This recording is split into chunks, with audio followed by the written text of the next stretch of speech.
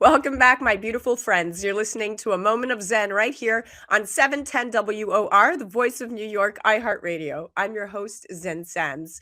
Up next in our Business and Buzz segment, brought to you by Revere Securities, we're featuring our regular contributor, Kyle Wool, non-executive chairman at Revere Securities, along with Thomas Hayes, founder of Great Hill Capital and hedgefundtips.com. He's constantly featured on Fox Business TV, CNBC, Yahoo Finance, Wall Street Journal. That's just to name a few. Now, here's a fun fact. Prior to starting Great Hill Capital, Tom worked with a hedge fund called Cornwall Capital, one of the firms featured in the Michael Lewis book and movie, The Big Short. Today, we're chatting money market versus capital market. What's the difference and why you should care? Thomas will also give us his overall take on the markets and his end of the year outlook. The money market and the capital market are not single institutions, but two broad components of the global financial system. The money market is the trade in short term debt. It's a constant flow of cash between governments, corporations, banks, and financial institutions borrowing and lending for a term as short as overnight, but no longer than a year. The capital market encompasses the trade in both stocks and bonds. These are long term assets bought by financial institutions, professional brokers, and individual investors. Together, the money market and the capital market comprise a large portion of what is known as the financial market. And understanding the difference plays a role in understanding the market as a whole. Holding assets that are part of the money market versus the capital market could influence your investment outcomes and degree of risk exposure. And here to give us insight and edutainment are my experts at hand, Kyle Wool and Thomas Hayes. Welcome to the show, gentlemen. Thanks for having me, Zen. Thank you. Kyle, let's start with you. So, how do capital markets and money markets differ, and why is it important to follow both? Well, I think they're two completely different sectors of the market, right? Your money market's based on the Fed funds rate. So as interest rates go down, you'll get less return in the money market.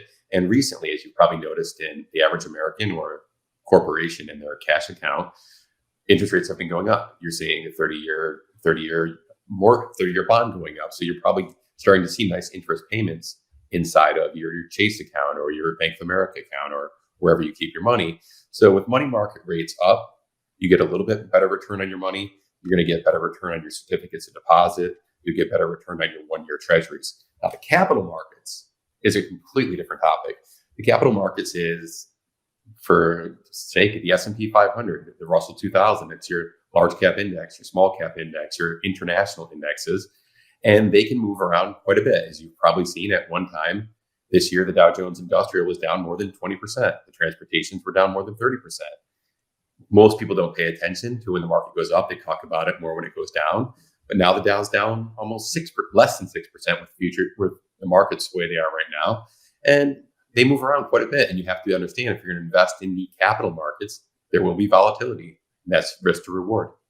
I like the way you broke that down. So, to my understanding, the money market is a good place to park cash for a short period of time so that businesses and governments that need cash to operate can get it quickly at a reasonable cost. And so that businesses that have more cash than they need can put it to use. While what you're saying, Kyle, that the capital market is the segment of the financial market that's reserved for trading of really what we call these long-term debt instruments. So, thank you for clarifying that.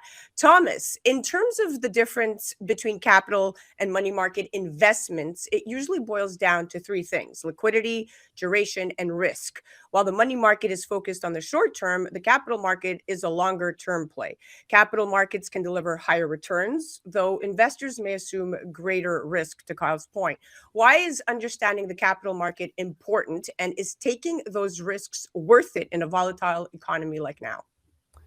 Yeah, well, basically, when you talk about the money market and you talk about short-term debt, 1 day to a year, you have lower risk, but you also have lower reward. So that's where you park your short-term cash that you're going to need in a short period of time.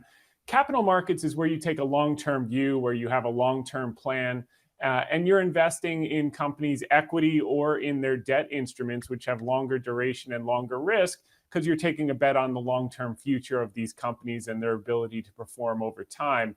For most people, buying a piece of America's top 500 businesses with the S&P 500 is usually the way to go, and a low cost index fund over time, and you add to it over time and you dollar cost average. So when the market is really high, you're buying less shares. When the market's really low, you're buying more shares, which is counterintuitive, but that's what you want to do over time. But I think if you develop some skill around capital markets, particularly I'm an equity focused manager, you can really find bargains from time to time, because the capital markets tend to be manic depressive. If you owned a piece of farmland, you wouldn't check the price of that farmland every single day. You'd have a general sense it produces this much yield every single year. I'm going to make that more or less, barring some crazy weather. You wouldn't go to check the quote. You wouldn't ask your neighbors, how much will you pay me for my land today? How much will you pay me for my land in a month? And that's what people do about the greatest businesses in the world. It's amazing to me. I'll give you one recent example, Zen. Disney. Everyone knows Disney, the greatest parks franchise in the entire world. Disney's trading somewhere down 50%, 55% off of its recent highs. This is Disney. This is not some speculative penny stock or some new crypto coin. This is one of the greatest businesses in the world. Their parks business was up 36% year on year, and the stock traded down on earnings. Why did it trade down? Well, they added 12.1 million subscriptions to Disney Plus, but their costs in the streaming side of the business were double what they expected. And the CEOs are going to have to bring those costs down, which they started doing. But in the capital markets, you take a long-term view and you ask yourself some common sense questions. Are more people going to be viewing Disney movies, Disney streaming? They've got Avatar coming up in December. Are more people going to go to the parks around the world as the parks open in China, for instance? When you look 2, 3, 4 years out, will it be a bigger business or a smaller business? What do you think, Zen? Yeah, very interesting. I mean, at the end of the day, what you're really saying is that the capital market really does help to create stability by allowing companies to raise capital, which can also be used for to fund expansion and create jobs. And I think right now where we're headed, it's you have to, and it's my next question to Kyle, and it's one of the questions down the interview. But being very selective and choosy is, I think, is something that's trending very, very well right now with most people who are investing. But Kyle, when comparing the money market versus the capital market, there are several things that separate one from the other, but risk, and that's a big thing for everyone. Risk is an important consideration when deciding the best place to park your money. And since the money market tends to be shorter term in nature, what we've been covering, the risk associated with the financial instruments traded there is usually lower. But the capital market, on the other hand, may entail these higher risks to investors. It's the domain of stocks and bonds and other long-term securities. Kyle, how can an investor benefit from participating in the capital market currently in this economy? And what advice do you have when investing long term?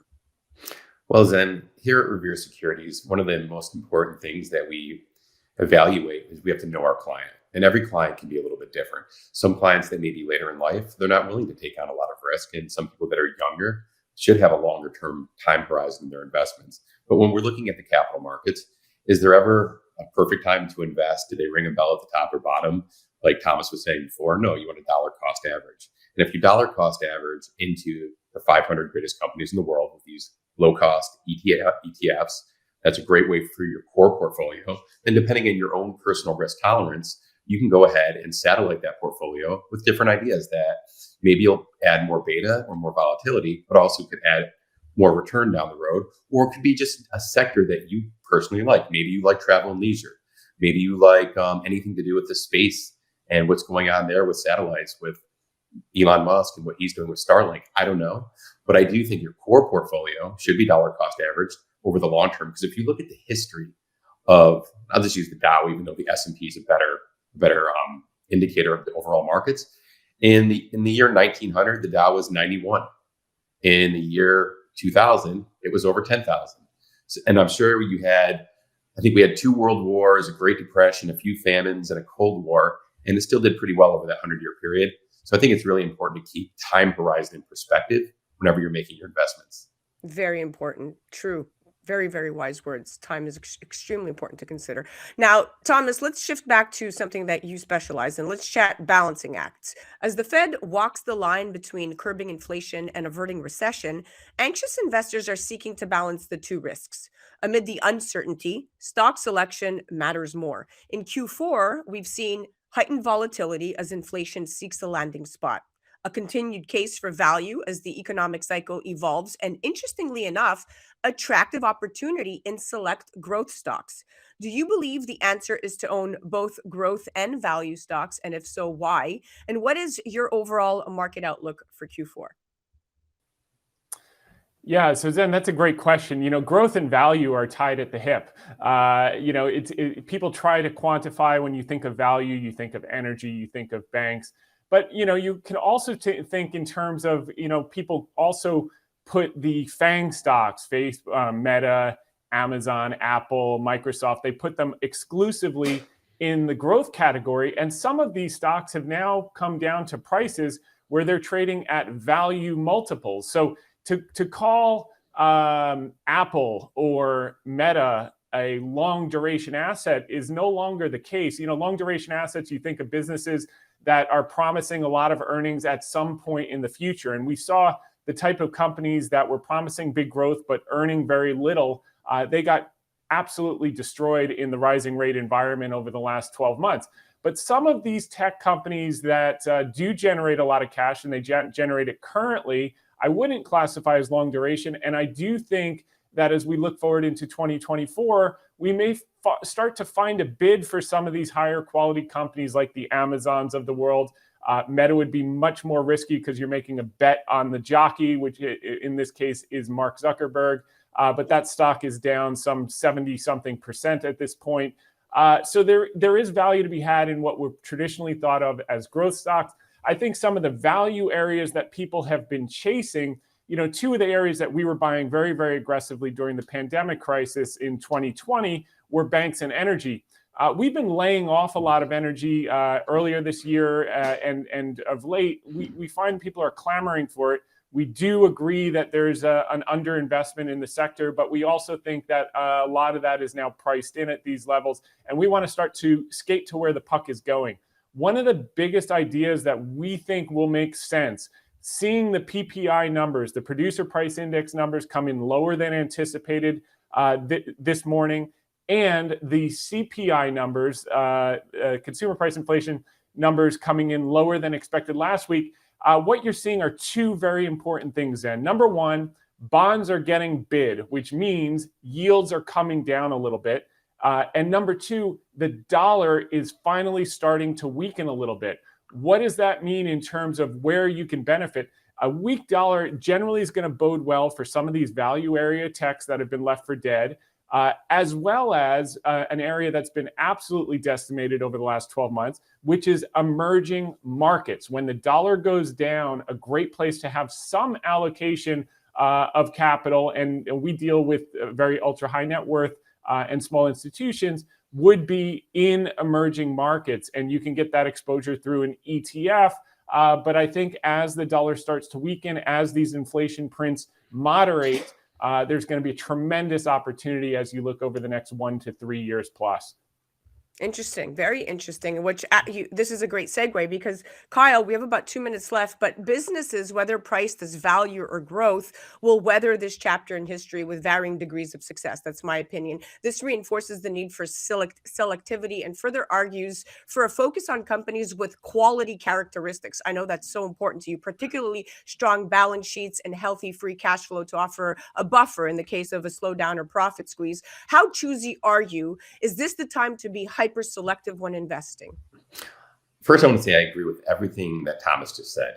It's very important to pay attention to interest rates. If you look at the CPI and PPI, it looks like we're getting to a place we're going to stabilize on the rate environment.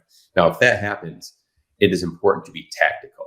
And whether it's your risk tolerance, the emerging markets do make a little bit of sense. If the dollar weakens, it'll help home multinational corporations. It'll help these technology companies, just like he mentioned. But I do think in a time like this, especially when you just went from zero to where we went, to be tactical when we know we're getting to a point where things are going to level off, that's how you can really add alpha and generate returns for your clients above and beyond just buying the S&P 500. That's like I said before, the S&P 500 is a great core, but being tactical around that core is how you add value, how you add alpha. And I think there are a lot of opportunities right now. And if you look at 3-4 weeks ago, the NASDAQ was coming to an end, all technology's over. The NASDAQ has substantially rallied over the last 3 to 4 weeks, and you may see that come into year end. especially if you get any more of this information, or if you get a little bit out of Chairman Powell saying, well, I like these CPI numbers, I like these PPI numbers, maybe we're going to put the brakes on for a little bit and see what happens. So opportunity is always out there, but being tactical, I think, is very important. Wow. We are out of time. I just wanted to thank both of you for coming on. Thomas, thank you for simplifying it. Kyle, always a pleasure having you on. You guys are my experts at hand. And of course, we love having you on here on WOR. Thanks for having me, Zen. Thanks, Zen. Guys, you definitely have to check out Kyle Wool and Thomas Hayes. That was our business and buzz segment brought to you by Revere Securities. Now, the money market and capital market play an important role in the larger financial market. Without them, businesses would not be able to get the short and long-term funding they need. There are a lot of reasons why people do not invest their money. A lack of understanding about the difference between money market and capital market investments can be one of them. Once you understand that the money market typically involves short-term, low-risk debt instruments, while the capital market likely revolves around long-term ones with higher risk and reward, you will be on your way to better knowing how the global financial market works. When it comes to the goal of making your money grow, definitely consider Revere Securities, and definitely check out our expert Thomas Hayes at hedgefundtips.com. You're listening to A Moment of Zen right here on 710 WOR, the voice of New York, iHeart Radio. We'll be right back after this.